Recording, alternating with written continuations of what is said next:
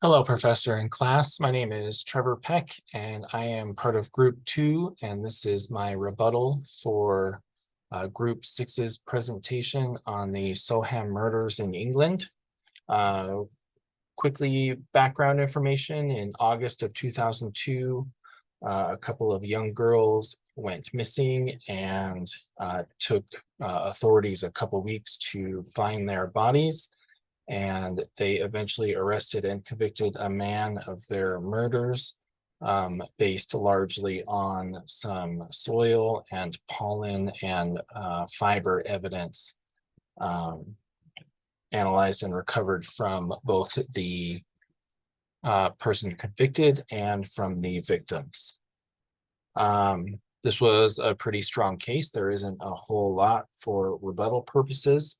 But the couple things that I would mention here are, one, in the pollen analysis.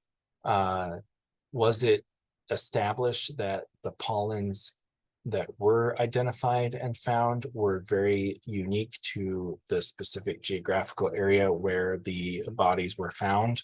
Or was this a pollen that could be found, anywhere throughout the city, or anywhere that the victims and the person convicted would have normally spent part of their lives?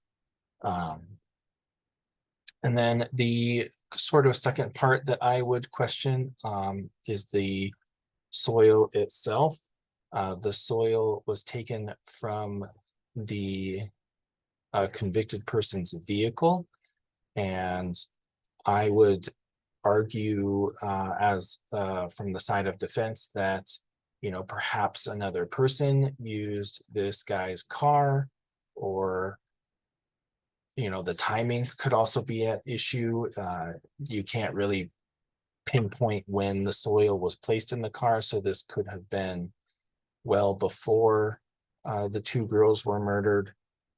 But I would use that to establish some sort of reasonable doubt in this matter, that the soil being found in his car is not necessarily an indication that he was at the physical scene where the bodies were recovered, because it could have been placed in his vehicle by another person using his vehicle, or any number of different ways.